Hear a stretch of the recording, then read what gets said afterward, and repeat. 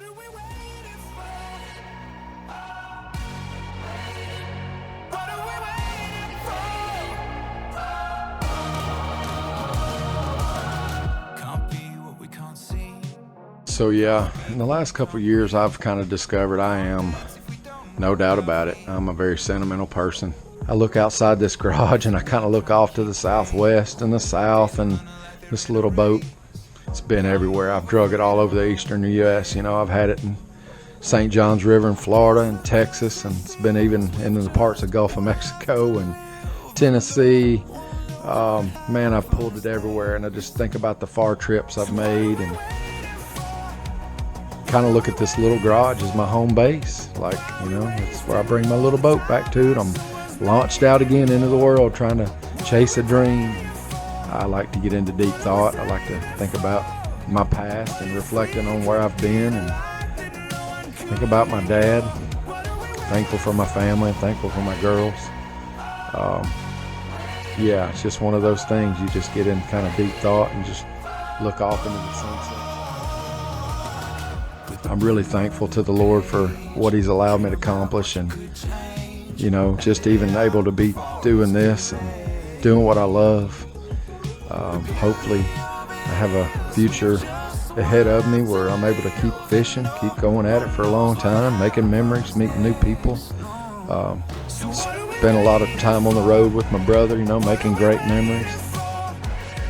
Mr. Chris Quaintance from Muscle Shoals, Alabama. That's right. He's our top dog coming into today. 10 pounds and 14 ounces to win this thing. You see his face. He's got a limit of bass. Mr. Quaintance, Chris Quaintance, your tournament champion with 17 pounds and an ounce. So I'm talking about hold those fish up and show them to your family. What are we waiting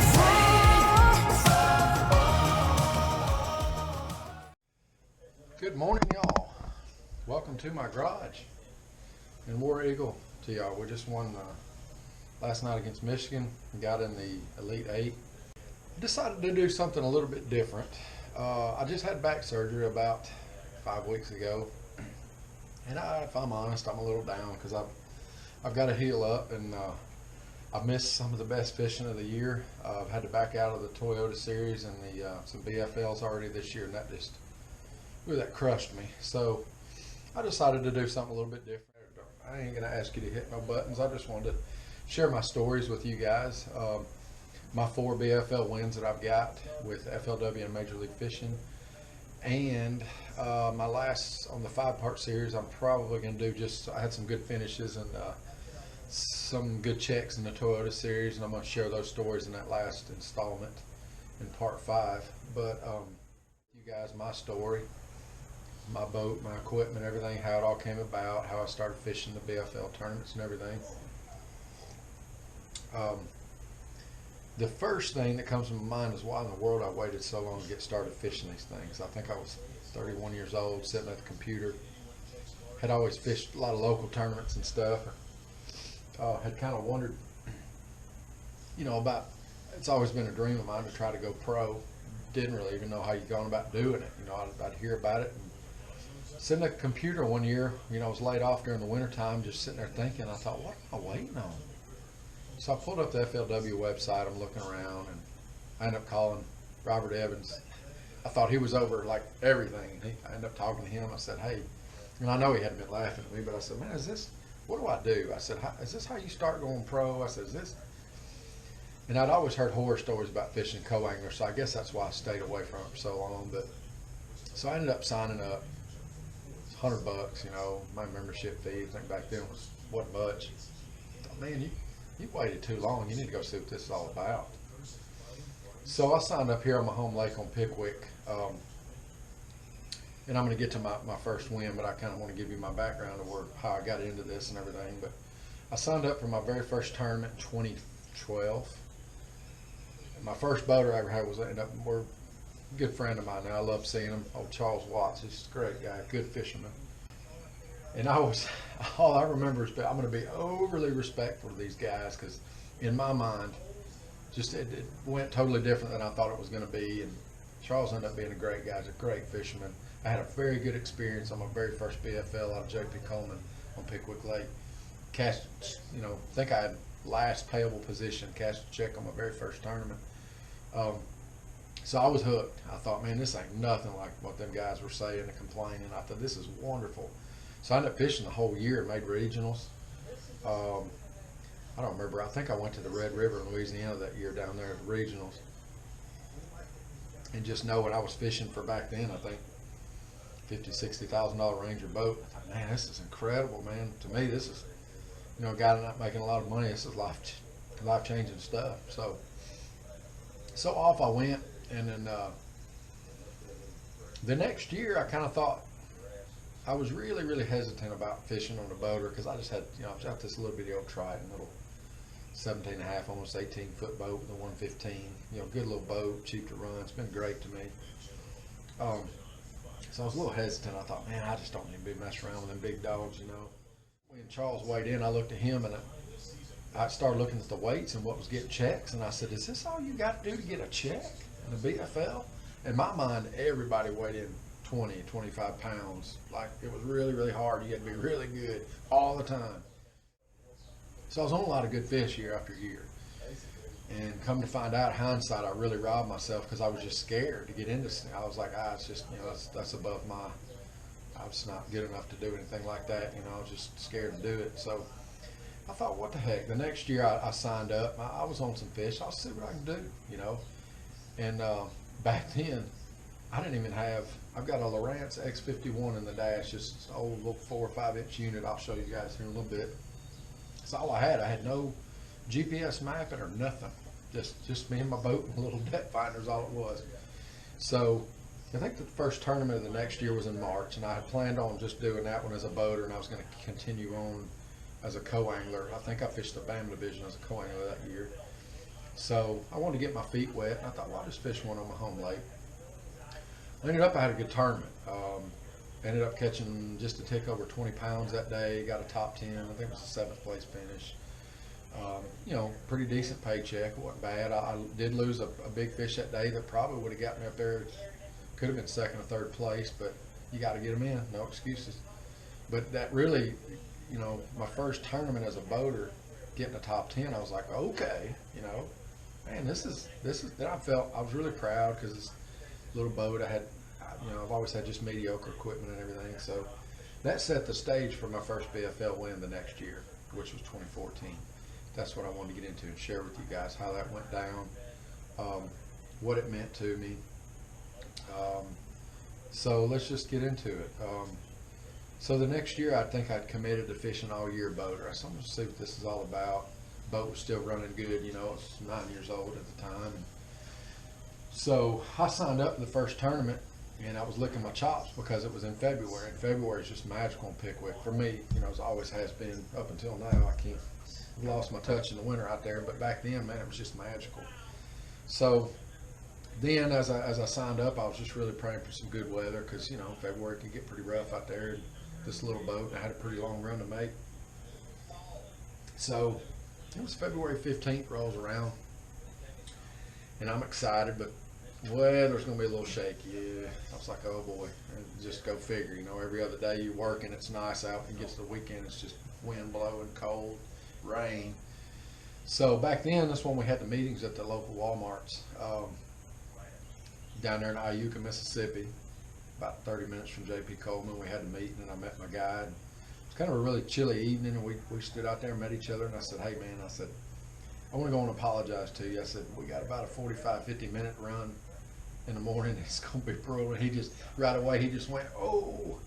And my co-angler, great guy, man. Him and I, we still fist bump at tournaments to this day. We've seen each other all over the South, Louisiana, Texas, you know, good to see him, talk a little bit. You know, I consider him a friend of mine from South Mississippi, just a wonderful guy, off St. Peyton. He's probably one of the best co-anglers I've ever had.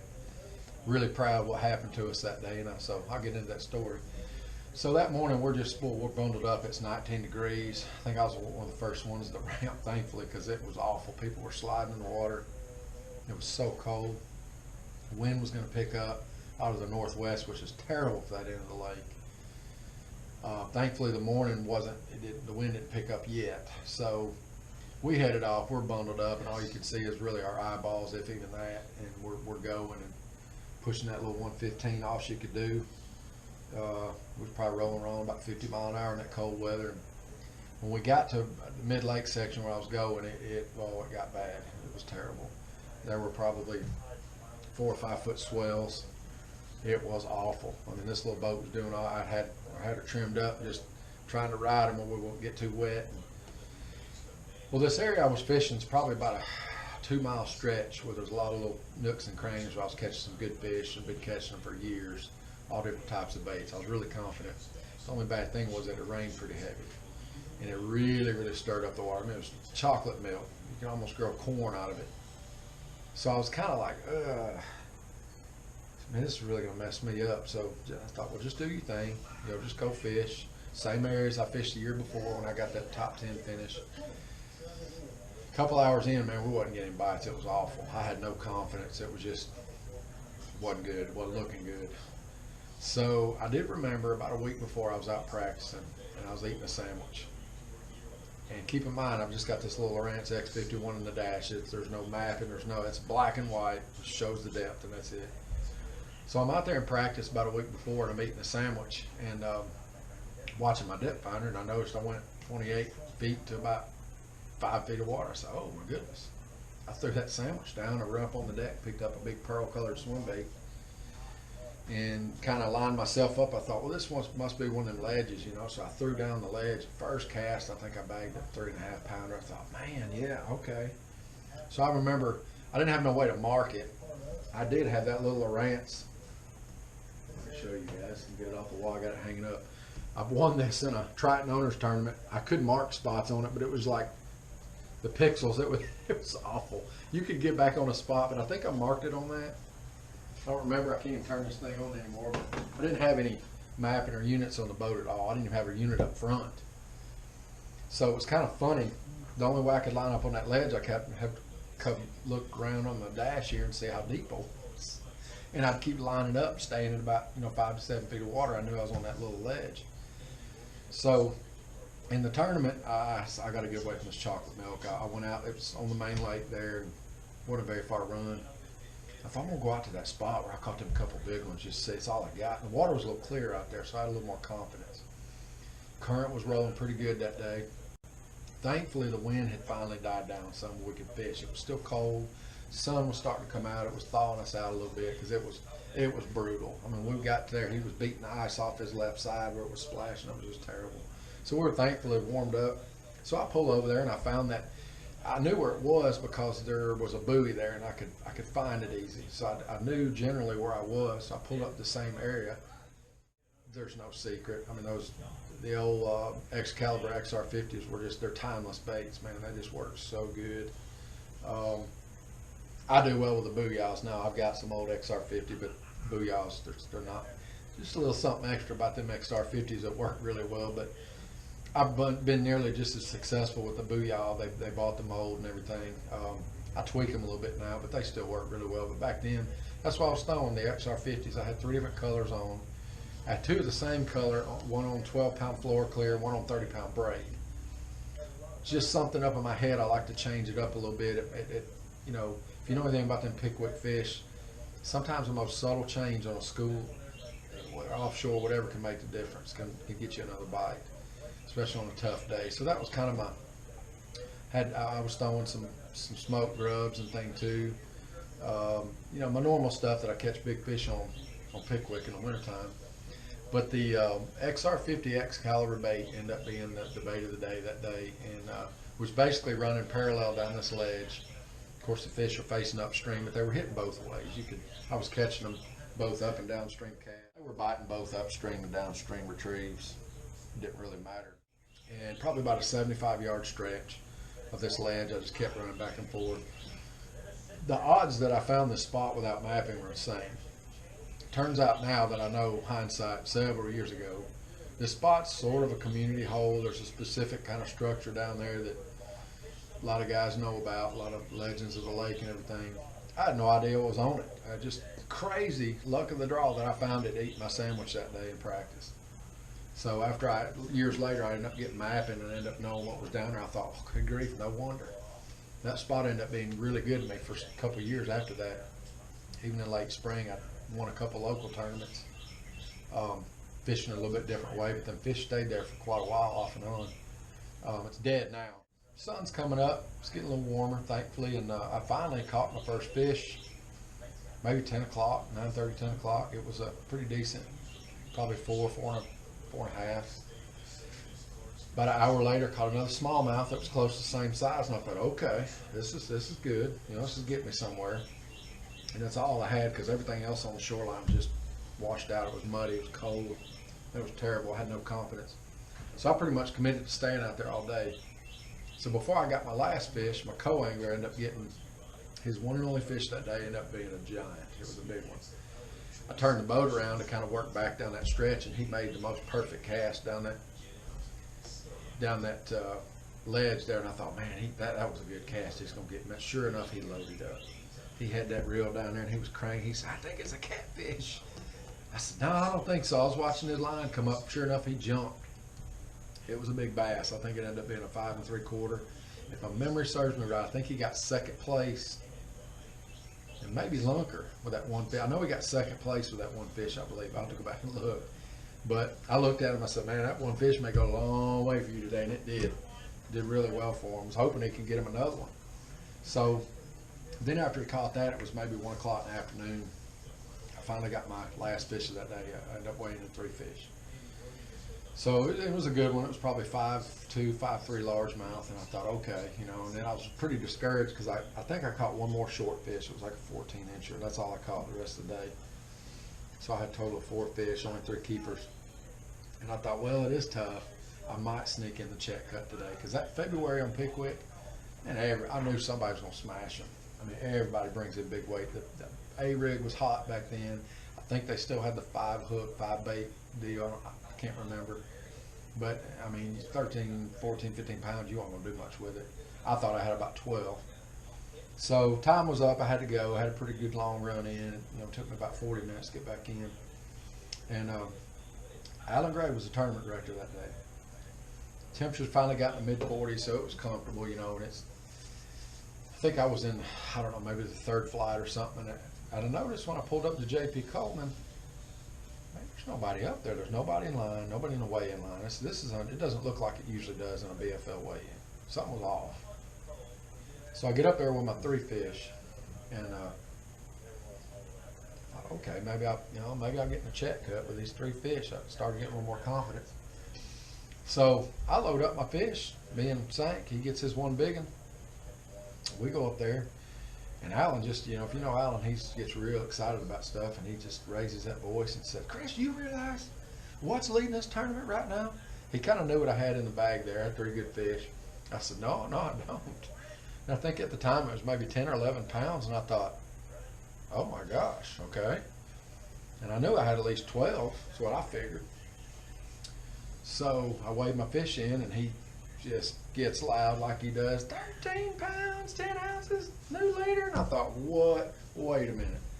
Stuff started getting a little surreal for me. I was just excited that I took the lead in the BFL. I mean, no way, no how did I think I would stay there. But I couldn't believe it. I thought, oh my gosh. So, bless her heart, love my sister to death. She was there. She went to yelling. She was just my biggest cheerleader. She got excited, and that made it exciting for me. And my family was there, and I thought, man, yeah, okay. So, go let my fish go and everything, and I'm standing there, and there's not a whole lot of guys coming and weighing in. It's 4th flight, hardly nobody weighing in, a lot of people zeroing out, hardly any co-anglers. Buddy of mine that we fished some local tournaments together years ago, he ended up winning it that day on the co-angler side, and we were laughing. After all was said and done, we were laughing. Man, what are the chances that the 2 guys were riding in a truck together after the meeting trying to find J.P. Coleman Park were the winners? It was just crazy. He ended up having a good day out of the back of the boat. I think he had 12 pounds or something with a big one he caught on an A-rig. So, but anyway, I waited nervously, and I remember hearing my brother-in-law behind me. He said he's got it, because Alan closed the scales. He said, that's it. He was hollering for fish, and I was like, it was surreal to me, because I pictured myself being like super old and gray before I even dreamed about thinking about winning one of these BFLs. And in my little bitty boat, I had no electronics, mediocre gear. I thought, what? in the world just happened. I was so excited. I was so proud. You know, I'd be lying to say I wasn't intimidated by all these guys and their bigger, nicer rigs. And, you know, for years I'm used to people blowing past me on my little boat. It just is what it is. But all those things were going through my mind. So he checks my boat out, live well check. I get handed the trophy. The press release to me was cool. You know, I remember a guy calling me at work a couple of days after, somewhere in Minnesota or something, ask him how it felt, give a description, this and that, what happened. All that was just really cool to me. I had some messages coming in after the tournament. You know, a few guys were, man, that was you that won that? I thought, yeah, glory to God. You know, I don't know how it happened with three. Never in my life with three fish where I thought I would win that tournament. But so 2014 February, that was my BFL win number one. It was basically one on a main lake ledge. It was just a honey hole that I accidentally run into in practice. It was my ace in the hole for that day because everything else I had that fished is just, those fish were shut down. No doubt they were there, but changes like that, you know, the few hours of the tournament just shut them down and were unavailable for me. So luckily, that spot out there was an ace in the hole. I was really happy for Mr. St. Peyton to get that second place. We did a fist bump at the end of the day, and you know, I remember asking him, or he asked me one, well, was that ride worth it in the morning? We was like, well, it wasn't at first, but now it is. So it was a really exciting day. It was really fun to carry that trophy home. And there was this great guy I met down in Louisiana. We ended up hitting it off together. He was real good to me, man. My first year, he paid for my hotel down there in Louisiana because he lived down there, and I was really appreciative of that. He was so supportive. Man, he was cheering me on. And so, man, I felt like he at least I could send him something. I called him, and I was so excited. I said, man, you ain't going to believe what happened. I just won this tournament up here. Because we were sharing our dreams together. We ended up rooming together a couple times as co-anglers, you know, down in Mississippi and some other places. And really great guy. So I think I bought him a couple $50, maybe $100 worth of Bass Pro cards and sent it to him as a thank you for being supportive, you know. And so, man, it was just a really good experience. I was really thrilled. Just couldn't believe it happened. Didn't know what to think from there. Went on to fish the rest of that year because I had the money to do it. I went to Ross Barnett. I fished the rest of that season, and I'll get to later on in these other, I think part 2 or 3. Yeah, part 2 about my co-angler win. How I went to Sam Rayburn. I learned a valuable lesson down there that ended up playing a huge part in my second FLW win as a co-angler, and I'll share that at a later time. But so yeah, I ended up fishing the rest of that year as a boater. Fished the whole year. Obviously made it to regionals because I think that first win, I think that got me in anyway. But points wise, I ended up only fishing 4 tournaments that year. I had to miss one at Ferguson, but I still finished 13th in points with 4 tournaments because I had a decent finish in the super tournament at the end of the year. I think I drew a check. So it was some good points, and it got me on the regionals down there at Sam Rayburn in Texas. But I'll share more on that in the next, I think in part 2 of the co-angler win that I end up having. So, well, there you have it. My first ever BFL win back in 2014. To me, it was a magical experience. I couldn't believe it happened. I won enough money. I was able to go buy that little unit right there. I still got it. It's just my little display unit now. It's just for fun. I've still got a bunch of waypoints on it from all over the place that it's just fun to go back and look at sometimes. But I was just excited to get that thing. I've always been behind on electronics just due to not having the funds to buy them, but I was excited. Definitely puts a taste in your mouth when you're sitting there holding that trophy. I really love how they did a little article. Back then they put it in one of the local newspapers, and it was kind of fun getting a lot of messages on Facebook, and just a lot of people. I did get a few messages that couldn't believe I was the guy that ended up winning it. And I said, yeah, I said, that was me. I said, man, all glory to God. So, but that's my story. I'm not a really good talker, but hopefully maybe in some of these other, part 2, 3, and 4, I'm probably going to do about 5. I'm going to cover all 4 of my wins and maybe do 1 on some of my top finishes in the Toyota series. And I had a second place finish down at Columbus Pool 2017, so I'll probably do it on that one. But my first ever BFL win back in 2014, and we'll see you guys at the next video. I believe I'll cover my 2015 Super Tournament win as a co-angler in the next one. So appreciate you guys watching. Hope you watch the rest of them. Hope the store was interesting to you, and hopefully I can make the rest of them a little bit better than this one. So thank you guys. So what are we waiting for?